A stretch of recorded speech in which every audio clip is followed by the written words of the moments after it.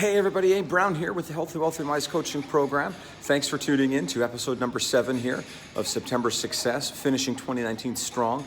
Thank you so much for your positive feedback, your comments, your likes, your shares with this series. I know many of you have sent me lots of messages talking about how it's been benefiting your life and impacting you. We've been looking at how to finish 2019 strong. You know what? It's not so much how you start, but it's how you finish. And many of you came into 2019, I know I did, with certain passions, certain dreams, certain desires. So the question is, how can we finish 2019 strong? We've taken the word success, and so far we've looked at 6 elements, of course, S.U.C.C.E.S.S so far. So the first S stands for shifting your mindset. The U stands for uncover what is holding you back. Of course, the C stands for clarify what matters. And then the second C stands for cultivate healthy relationships that can get you to that next level. The E stands for excellence. And of course, the second S, and we talked about that in our last episode, is about standing firm, warring against weariness, not letting weariness get into your heart, not letting weariness get into your mind. We're going to finish here with episode number 7, where we're going to look at the second S in success, or I guess the last S in success, where we want to talk about the concept of self-care. If you're going to finish 2019 strong, it is so important that you take time for you. Let me just speak from the heart, if I can, for a couple of moments. Listen to me, folks. Self-care is not vanity. Self-care is sanity, okay? So many times we think that if we care for ourselves, that maybe there's something wrong with us, right? Something, selfish, that maybe we shouldn't care for ourselves because there's all these other people who need to be cared for. And I've got to tell you, folks, that's just a big fat lie. It's just not true. When you care for yourself, it's not vanity, but actually it's sanity. It's you being smart, it's you being wise, it's you being super, super intelligent. You know what? The highest performers on the planet are people who exercise self-care. Now, when we talk about self-care, there's always 5 things that I like to say about self-care, 5 things that really have helped me. The first thing about self-care is that it needs to be solo.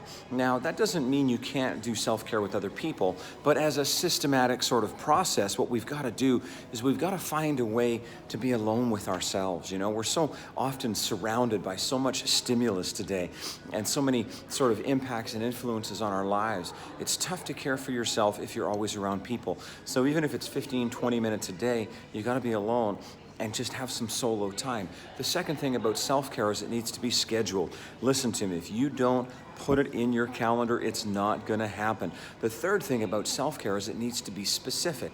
What works for you isn't necessarily going to work for me, and that's okay. We've got to find the type of self-care that actually works for us rather than thinking about what's going to work for someone else. The next thing about self-care is it needs to be sacred. There needs to be a sacredness to your self-care, a time that you really take so that you're set apart. And lastly, and this is really important, your self-care needs to be sustaining. In other words, if what you're doing isn't working, then stop doing it. Because if it's not working for you, then you need to try something else. Now, when I think about self-care, and think about the practices and the processes that help us to self-care, I always think about 18 different practices. Now, 18 sounds like a lot, and it is. I don't treat it like 18 that I'm going to do every day, but this is sort of like a menu. And just like, hopefully, you wouldn't go to the restaurant and eat every item on the menu. When it comes to your self-care, you look at this list of 18 items, and I'm going to post them below, so don't worry. I'm going to go through them very quickly right here and right now. But, don't think of it like, oh my goodness, I have to do all of these every day. Of course not.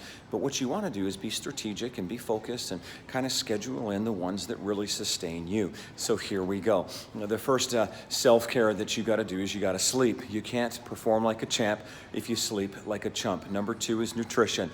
Really, really important. Number 3 is your exercise. Number 4 is learning. Number 5 is meditation. Number 6 is affirmations. Number 7 is visualization. Number 8 is journaling. Journaling is so profound. Number 9 is coaching, both having a coach and being a coach. Number 10 is connection, those one-on-one relationships that you have that feed and nourish your soul. Number 11 is community, the power that comes when we move beyond just a one-on-one connection into connection with our community, with our tribe, with those people that we love and those people that we really, really connect with that feed our soul. Number 13 is contribution. In other words, there's something profound and powerful about giving back. At number 14, I think we're on number 14, is this idea of gratitude. Gratitude is so critical, and it's not something so much that you're doing for someone else, but it's something that you're doing for yourself. Number 15 is creativity. It's so important to be creative and to give yourself time to create. We all create in different ways, and that's okay. I encourage you to find your means of creative expression and give it some opportunity to express itself, because that's a huge part of how you do self-care. I think we're on number 16 now.